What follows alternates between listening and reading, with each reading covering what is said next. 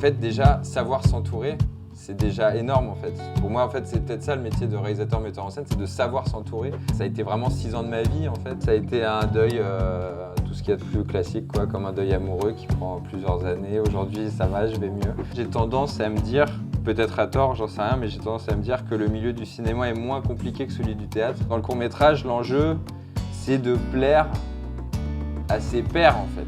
Et dans le cinéma, ça n'a plus rien à voir. L'enjeu, c'est de remplir des salles. Et comment tu trouves, dans ce cas-là, une boîte de production? Oui, très bonne question.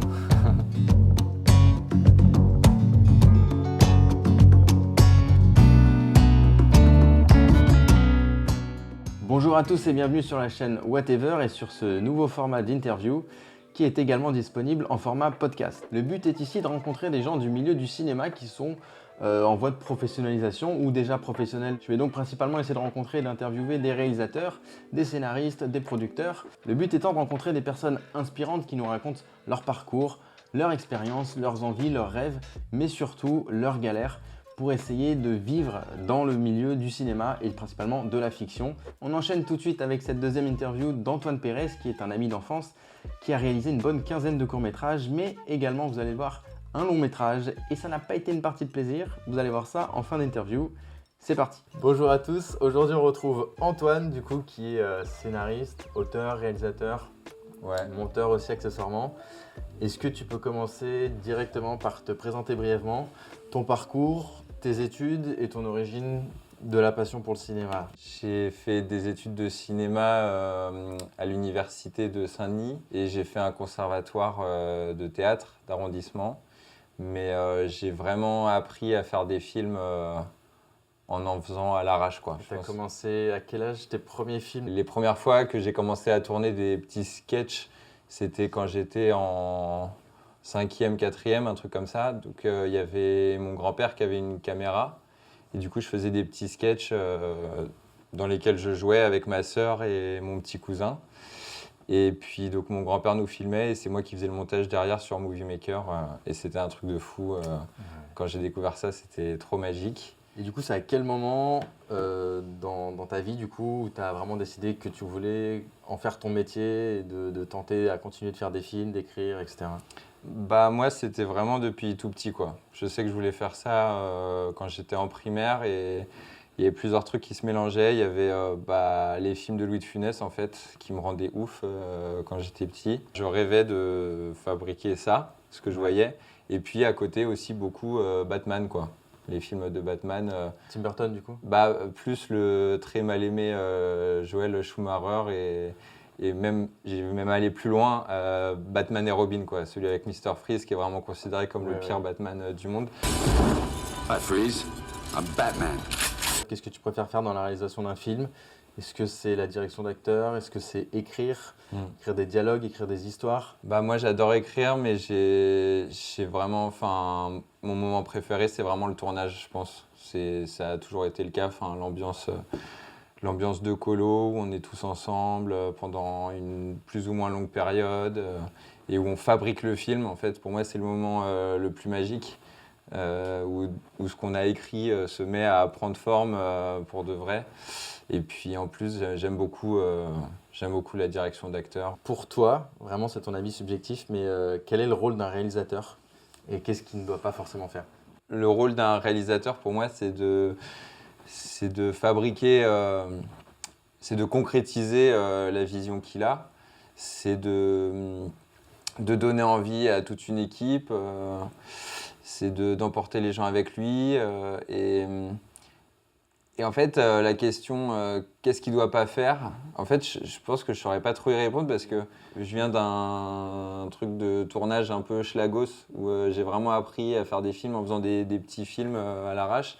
J'ai beaucoup tout fait et il y a plein de films même aujourd'hui, il y a plein de films que j'aime beaucoup qui sont faits un peu à l'arrache et qui ont réussi ou pas à sortir au cinéma où le réal gère aussi le son, l'image, le montage et fait un peu tout, même pourquoi pas la régie. Moi ça m'est déjà arrivé sur des films qui aujourd'hui j'aime bien, sur le tournage il se trouve que j'ai fait la régie. Donc oui, dans l'absolu c'est sûr que c'est mieux d'être entouré d'une équipe et tout, mais pour moi un réal en fait, ça dépend vraiment du dispositif. Évidemment que que de manière classique, académique, de tournage, produit et tout, le réal n'est pas censé s'occuper de l'organisation, par exemple. Mais moi, je sais qu'encore aujourd'hui, je continue à apprécier ça, quoi, à faire des petits tournages où je m'occupe aussi de l'organisation. Je sais pas, ça fait partie un peu de la magie du truc, mais c'est parce que je viens de ça, quoi. Je viens des tournages autoproduits où c'est de la bidouille et tout, et où on apprend tout. Et c'est quelque chose que je considère comme une richesse parce que j'ai l'impression de mieux comprendre ces métiers-là pour les avoir faits, moi, à petite échelle, quoi. Ok, parce qu'il y a souvent aussi, pour revenir sur la question précédente, des personnes qui disent que le réalisateur ne doit que gérer la direction des comédiens et n'a pas de raison, le réalisateur n'a pas forcément besoin d'être sur l'image ou sur la caméra ou de penser en amont sur, je sais pas, la direction artistique, c'est pas forcément son rôle. Mais bon, voilà, moi je partage aussi ta vision. Je sais que j'ai vu récemment que Denis Villeneuve dessinait beaucoup, qu'il avait fait en partie ses storyboards pour Dune, en partie les dessins des costumes. Après, il travaille avec des artistes vraiment très talentueux, mais il a quand même une vision de base et il se permet de faire ça. Ouais. De la même manière que, je sais pas, Alexandre Astier se permet de réaliser, de jouer le rôle principal, de composer les musiques, ce qui est vraiment un métier qui n'a rien à voir. Bien sûr. Mais voilà, il se permet de faire plein de choses et je pense que c'est aussi une vertu de ce métier-là, c'est qu'on peut se permettre de faire beaucoup de choses. Complètement, moi je trouve que c'est ça qui est intéressant avec le cinéma, c'est qu'en fait c'est très vaste, réalisateur, metteur en scène, comme tu dis, il y en a qui sont vachement impliqués dans la direction artistique, dans l'image et tout, et d'autres juste, en fait déjà savoir s'entourer, c'est déjà énorme en fait. Pour moi en fait c'est peut-être ça le métier de réalisateur, metteur en scène, c'est de savoir s'entourer en fonction de ce qu'on veut, et à chaque fois il y a une marge de manœuvre différente en fait. Il y a des réalisateurs, réalisatrices qui savent exactement tout, d'autres un peu moins, mais du coup qui ont envie de collaborer avec des gens qu'ils admirent ou avec qui ils ont envie de travailler. Alors pareil, c'est subjectif, mais comment tu vois l'industrie du cinéma? Est-ce que pour toi ça te semble impénétrable si on n'a pas de réseau, si on n'a pas déjà des connaissances dans le milieu? Ou est-ce qu'au contraire, c'est encore un milieu où des inconnus, des outsiders peuvent venir et réussir un peu? Qu'est-ce que tu penses de l'industrie actuellement? Moi, le truc, c'est que je fais aussi un peu du théâtre à côté. Et moi, j'ai tendance à me dire, peut-être à tort, j'en sais rien, mais j'ai tendance à me dire que le milieu du cinéma est moins compliqué que celui du théâtre. Parce que, en tout cas, le théâtre subventionné, il y a vraiment quelque chose de encore plus, je pense, de réseau, d'entre-soi. Je dis ça alors que j'aime beaucoup. Je me suis pris une vraie claque quand j'ai découvert certains spectacles du théâtre subventionné, mais il y a un truc d'entre-soi. En fait, il n'y a pas trop d'enjeux économiques parce qu'ils sont entièrement subventionnés et que quoi qu'il arrive, ils pourront continuer de faire leur travail même si les salles ne sont pas remplies ou quoi. Alors que le truc avec le cinéma, c'est que quoi qu'il arrive, même s'il y a du réseautage, même si c'est compliqué, il y a un truc où c'est le spectateur qui est un peu maître en fait. Il y a un vrai enjeu de remplir les salles. Et du coup, même si évidemment il y a plein de gens, il y a plein de films pas très bons qui remplissent des salles pour des mauvaises raisons, il y a quand même souvent des succès d'estime. Moi, je fais très attention aux films qui marchent bien, qui ont un vrai succès d'estime sans que ce soit forcément attendu. Et du coup, je pense que les professionnels du cinéma, ils sont obligés de faire attention à ça. Et c'est pour ça que je pense que quelqu'un de talentueux, il peut forcément réussir à tirer son épingle du jeu au bout d'un moment. À condition de faire les bonnes rencontres et tout. Mais je pense qu'il y a tellement des enjeux de faire des bons films, en fait. De faire des films qui plaisent aux gens pour qu'ils viennent le voir, pour qu'ils payent leur place. Moi, je trouve qu'il y a un truc un peu vertueux, en tout cas plus que dans d'autres domaines artistiques. Ok, alors parlons plus de ta carrière de réalisateur.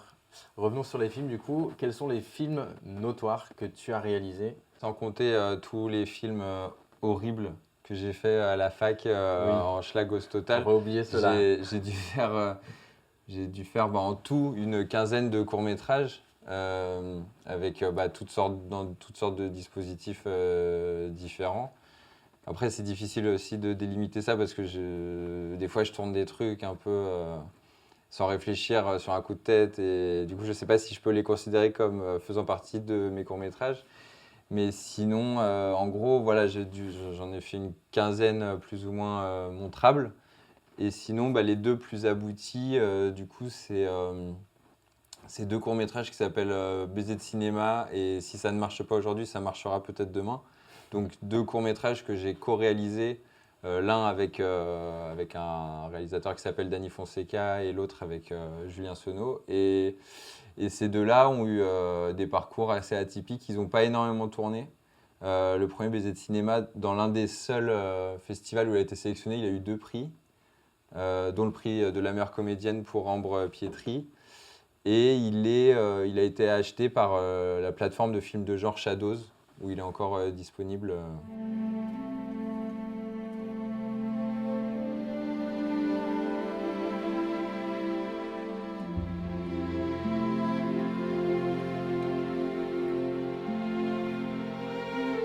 Et l'autre, si ça ne marche pas aujourd'hui, ça marchera peut-être demain, a eu la subvention de la région Bretagne. C'est mon seul court-métrage qui a eu une subvention jusqu'ici. Et il a été acheté par TV5 Monde. Puis, je reviendrai vers vous. Il n'y a pas de souci, je suis juste à côté. Merci. Bonjour, je peux vous renseigner?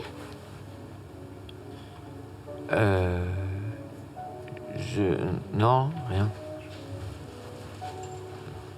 Sur ces projets-là, du coup, la majorité sont autofinancés. Ouais. Donc, tu payes de ta poche ou de la poche des co-réalisateurs ou des amis, de la famille. Ouais, la majorité c'est autofinancé, mais jusqu'ici, tous ceux qui étaient autofinancés m'ont pas coûté trop cher parce que c'était vraiment des petits films. Enfin, si je m'embarque dans un truc autofinancé, c'est vraiment que je sais que ça va être à moindre coût, quoi.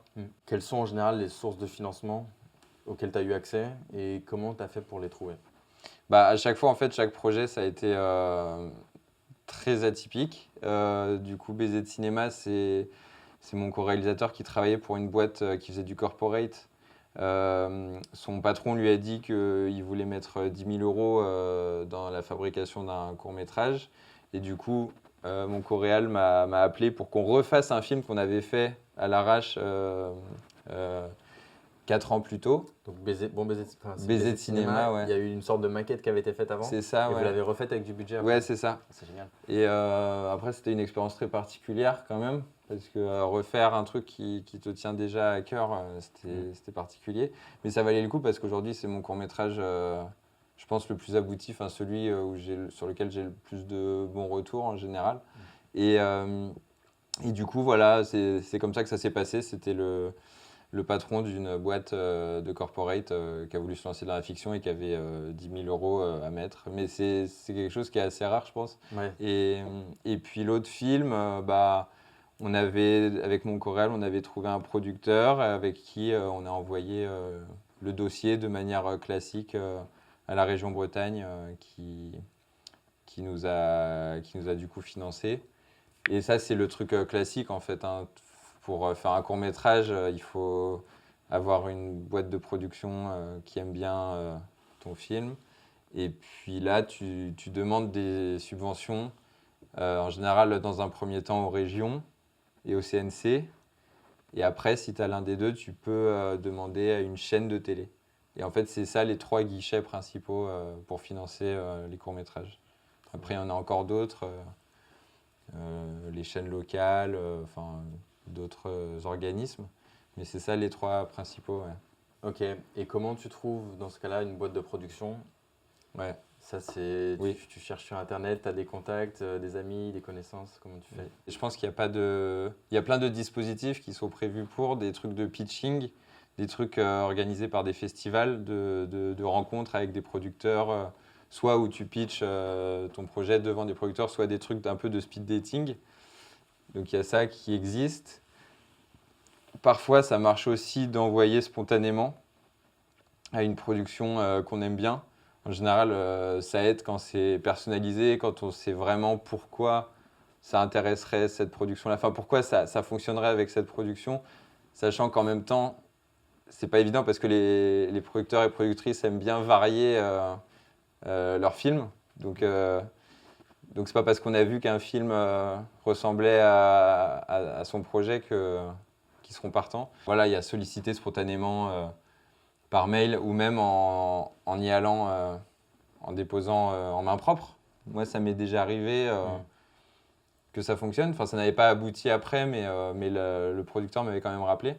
Sinon, c'est beaucoup aussi, je crois, par amis d'amis, quoi. par connaissance, par exemple, ou aussi le fait de travailler dans un autre poste sur un court-métrage, de rencontrer la production et de sympathiser avec. Enfin, il y a beaucoup d'humains en fait. C'est tellement une aventure humaine de collaborer avec un producteur ou une productrice. C'est tellement intense, ça se passe tellement sur du long terme que je crois qu'en général, il ne s'agit pas que d'aimer le projet, quoi. Il s'agit d'avoir une vraie connexion avec la personne. Du coup, je crois que c'est un mélange des deux, quoi. C'est réussir à trouver quelqu'un avec qui ça match et le projet et humainement, quoi. Dans tous les films que tu as fait, c'est quoi le projet dont tu es le plus fier? Mon court-métrage dont je suis le plus fier, c'est celui que je viens de terminer, Plaine, que j'ai tourné en novembre dernier, que j'ai terminé, que j'ai fait en autoproduction. Pour le coup, ça, c'est celui qui m'a le plus coûté d'argent, quoi. Les autres, c'était à chaque fois des sommes assez symboliques, mais là, c'était assez conséquent. Et c'est le film pour lequel, actuellement, je cherche une production ou une distribution pour s'occuper voilà, de la diffusion du film en festival, quoi.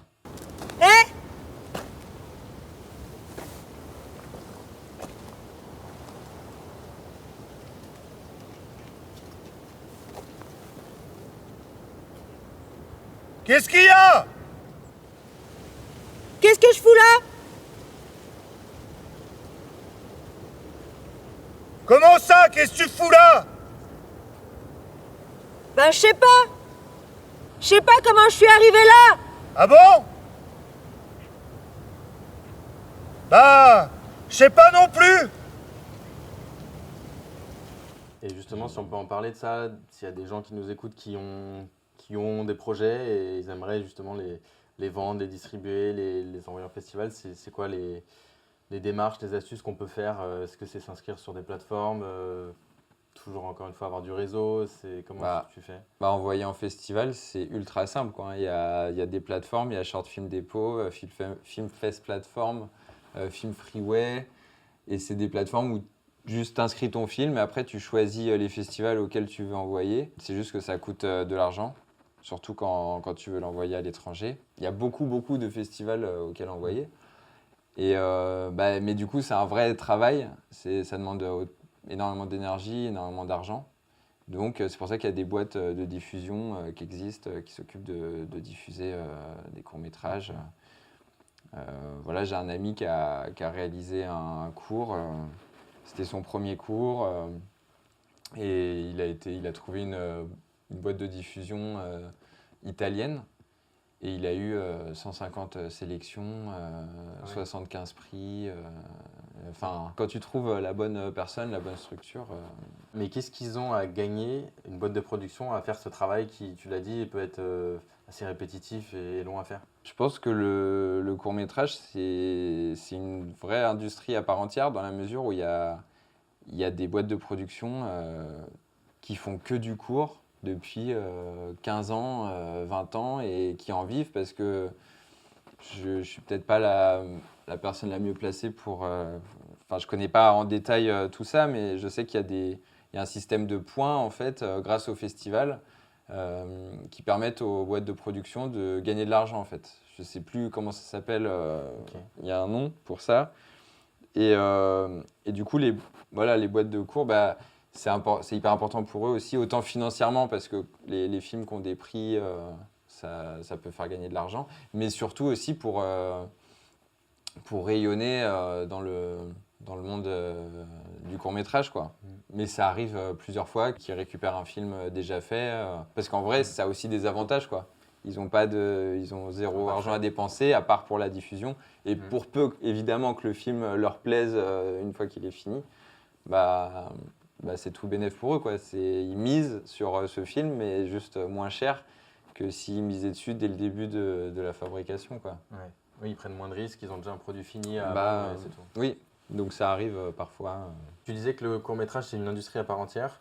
Mais après, moi, je connais peu de gens qui vivent du court-métrage, des réalisateurs qui enchaînent des cours et qui en vivent. J'en connais pas personnellement. Après, je ne connais pas beaucoup de réalisateurs encore. Mais est-ce que pour toi, c'est vraiment une industrie à part entière où on peut en vivre? Ou est-ce que c'est un tremplin potentiel vers le long-métrage et le cinéma? Ou est-ce qu'au contraire, c'est un truc à part qui ferme des portes et qui est un peu un monde à part? Sauf exception, parce que j'ai déjà entendu des réalisateurs ou réalisatrices, producteurs, productrices dire qu'ils s'en fichaient du format, des films, qu'ils avaient envie avant tout de faire du cinéma, quelle que soit la durée et tout.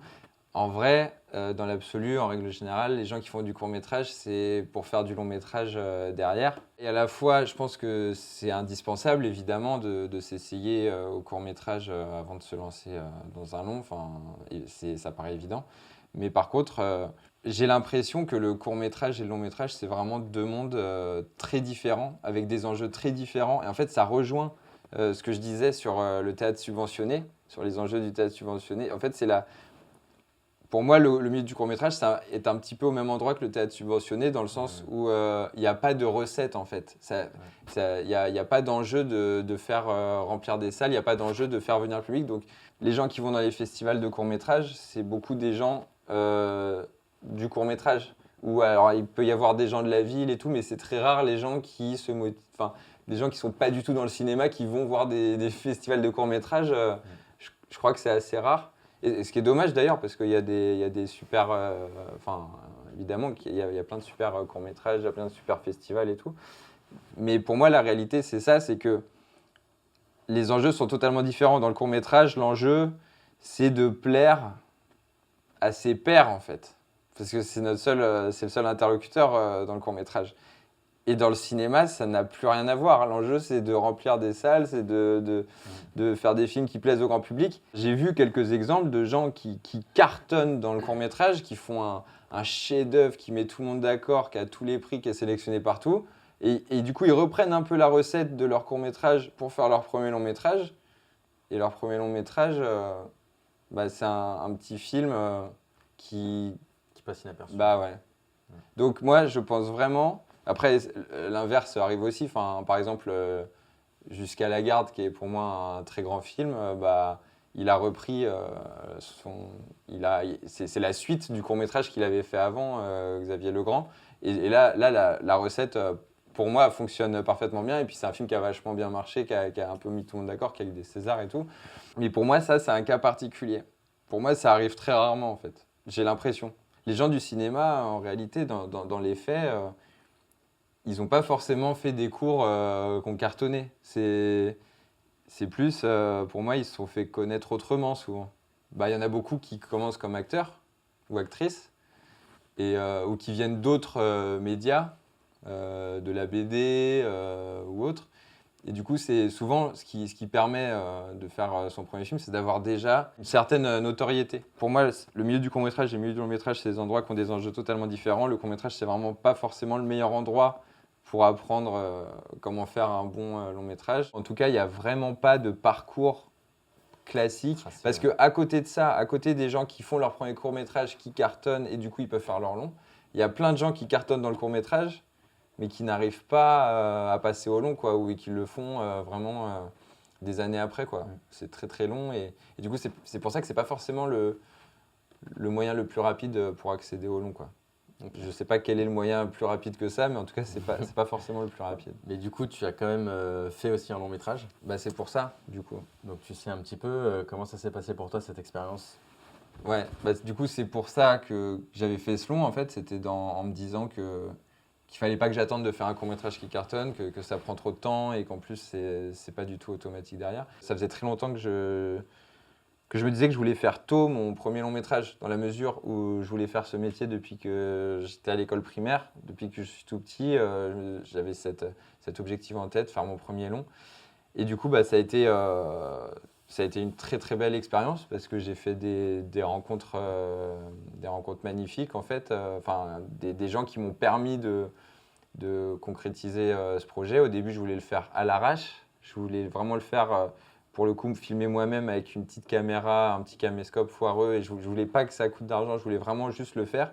Et j'avais en tête des exemples de films qui m'avaient vraiment marqué, qui avaient été faits sans moyens, à savoir notamment Donoma de Gene Karanar et Rangen de Rachid Jaidani, qui sont des films qui ont été faits en guérilla et qui ont réussi derrière à être distribués. Du coup, voilà, moi j'ai voulu tenter ma chance et du coup, malgré le fait que je voulais le faire sans moyens, j'ai rencontré deux personnes qui étaient très intéressés par le projet et qui ont monté leur boîte de prod pour faire ce film. Donc, qui ont commencé la production en faisant un long métrage. Et ils m'ont permis vraiment de faire le film que je voulais faire. Ils ont trouvé eux-mêmes les moyens financiers de le faire. Ils m'ont toujours mis en dehors de la production. Enfin, j'ai été vraiment très protégé sur ce film. Ils ont vraiment pu faire en sorte que je fasse le film que je voulais faire. Le tournage s'est merveilleusement bien passé. Enfin, aujourd'hui, le film ressemble à celui que je voulais faire. En tout cas à l'époque, parce que du coup c'était il y a longtemps, on l'a tourné en 2018 et du coup il me parle forcément moins aujourd'hui qu'à l'époque. Mais du coup on a fait la première projection le 13 mars 2020, qui était juste avant le premier confinement, quoi. Ouais. Donc déjà que c'était compliqué pour nous c'est vraiment pas évident. Enfin, c'est très rare les films, voilà, comme ceux que j'ai cités, Rangen et Donoma, de faire un film sans moyens et de trouver un distributeur derrière, c'est très très rare. Donc là, c'était encore plus compliqué là, du coup, de par le contexte. Donc voilà, mais je sais que mes producteurs ont eu énormément de rendez-vous avec plein de distribs. Mais voilà, on s'est battu et du coup, c'est une expérience voilà, un peu amère vu que le film n'est pas sorti, ça n'a pas abouti, alors que j'en suis vraiment content. Je suis vraiment content de la prestation de toute l'équipe, des comédiens et comédiennes. Très content de l'image, même technique. Enfin, les producteurs m'ont donné les moyens de bien faire ce film. On a fait 2 jours de bruitage dans un vrai studio de bruitage, pour donner un exemple.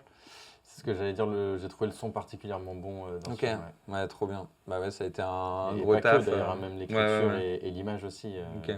Ça fait 6 ans qu'on fonce droit dans le mur comme des cons. Basile, tu te réveilles et tu me dis ce qui t'arrive, bordel de merde! Toi, Olivia Dubreuil, 25 ans, 1m20 les bras levés, tu vas jouer Lady Macbeth?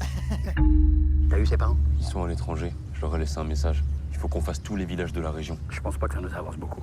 Il a pas pu aller bien loin sans sa voiture. C'est vrai que j'imagine que ça puisse être frustrant de mettre tout ça en œuvre et d'arriver à aboutir à un film fini Ouais. qui dure 1h12 quand même, c'est Ouais, pas rien. ouais. Et ne pas le voir Ouais.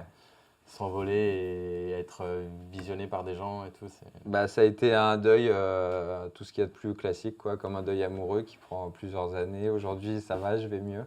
Mais en tout cas, c'est vrai que j'avais eu l'idée de ce film en 2015. J'ai commencé à l'écrire en 2015, on l'a tourné en 2018, on l'a projeté en 2020.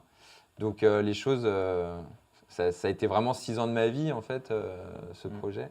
Donc ça a été très dur de me faire à l'idée sur le fait qu'il sortirait pas. De toute façon, c'est un film que j'aime beaucoup, mais pour lequel j'ai pas envie de me battre aujourd'hui parce qu'il me correspond beaucoup moins qu'avant sur des petits détails, sur des choses, mais qui sont quand même importantes pour moi. Et du coup, aujourd'hui, j'ai vraiment envie de me battre pour mes prochains projets, quoi, qui me tiennent beaucoup plus à cœur, quoi. Et du coup, actuellement, financièrement, tu vis de quoi? Bah, moi, du coup, aujourd'hui, je suis intermittent depuis 2-3 ans en faisant du montage pour des émissions de télévision, quoi. Ok. Voilà. J'ai longtemps fait des petits boulots à côté de mes projets et là, ça fait 2-3 ans que je fais ça et c'est cool parce que ça me laisse vraiment du temps pour mes projets. Donc, c'est ça l'intérêt de l'intermittence, quoi. Ils partent du principe que même le temps où on ne travaille pas, soit on cherche, soit on développe d'autres choses et tout. Et du coup, c'est ce que je fais, quoi. Et là, donc tu parlais du projet Plaine, mais est-ce que tu as d'autres films en tête, d'autres projets en tête? Comment tu vois ton avenir à plus ou moins long terme? J'ai pour projet de réaliser un court-métrage d'horreur avec Danny Fonseca, qui était mon co-réalisateur de Baiser de cinéma. Où là, on n'a pas envie de chercher de production sur ce projet, on avait envie que ça aille vite. Et du coup, comme lui, il a plusieurs fois été chef-op, notamment pour mon long métrage Green Spleen, et c'est quelqu'un de très talentueux. Et du coup, on veut s'essayer à nouveau à un petit tournage en équipe très réduite où on réalise à 2 et lui il filme, moi je dirige et il y a une maquilleuse et il y a et c'est juste nous et les comédiennes, comédiens. Sauf que là, ça aura la particularité d'être un film d'horreur où on envisage notamment une scène finale avec des effets spéciaux assez poussés. Du coup, on veut s'essayer à ça. Ça fait longtemps qu'on tourne un peu autour du genre dans les films qu'on fait. On est tous les deux passionnés de films d'horreur et on a vraiment envie de s'y frotter. Et donc voilà, j'ai ce projet-là et 2 autres projets de long à la rentrée qui sont en écriture et qui se feront, espérons-le, avec une prod. Mais si on n'en trouve pas, il y a moyen qu'on reparte sur des projets guérilla. Parce qu'il y a quand même un petit côté addictif en vrai. Ouais, c'est vrai, on a du mal. Une fois qu'on a commencé, on a du mal à s'arrêter. On a toujours des nouveaux projets à mettre en place. Je change complètement de sujet, mais c'est quoi ton réalisateur préféré? Si tu devais en choisir quelqu'un dont tu admires la carrière, le travail, ce serait qui? Dont j'admire la carrière, il y a vraiment les frères Cohen, quoi. Déjà, ils ont fait des très grands films et à chaque fois, je trouve qu'ils ont réussi à faire ce qui, moi, me fait rêver, en fait, ce à quoi j'aspire, c'est chacun de leurs films est à la fois l'opposé du précédent et l'opposé du suivant, quoi.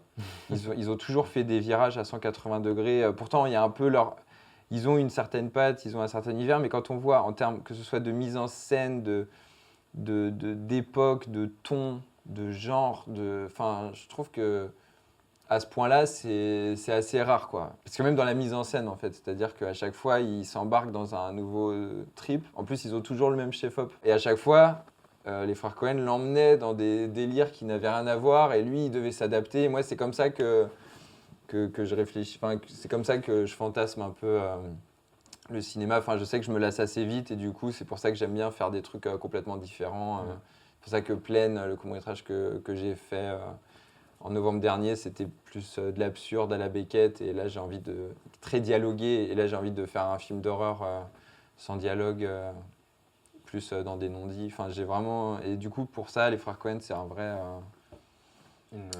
modèle, ouais, une belle école. Ouais. Et sinon, ton film préféré, ce serait quoi? Ça change beaucoup, mais je crois que vraiment mon film préféré aujourd'hui, c'est Dans la peau de John Malkovich. Je trouve que c'est un film très rare, assez unique en fait, parce que c'est un film absurde qui utilise l'absurde, mais pour raconter une histoire très profonde. Et je trouve ça assez rare, quoi. Parce que je trouve que ça résume bien, moi, ce que je trouve beau dans le fait de raconter des histoires, c'est que même quand on raconte n'importe quoi, si on le raconte bien,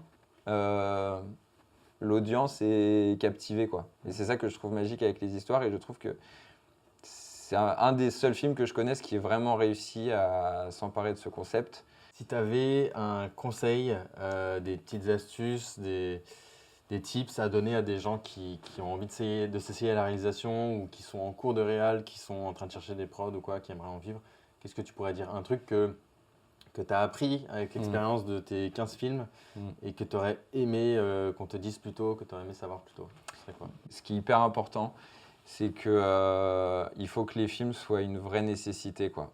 Il faut que quand on fait un film, il faut vraiment avoir besoin de le faire, être prêt à tout pour ça, être prêt à se battre, être prêt, parce que c'est ça qui va permettre de le vendre aux gens, en fait, de donner envie de nous suivre. C'est ça qui permet de ne pas se lasser au fil des années. Parce que moi, c'est un problème que j'ai eu, mais à toutes les périodes, en fait, à toutes les époques, que ce soit quand je faisais mes sketchs quand j'étais au collège avec ma petite sœur, ou quand j'étais à la fac, que je faisais 1000 films, ou même après, quand j'ai commencé à voir comment on pouvait faire facilement un tournage juste avec un peu de son.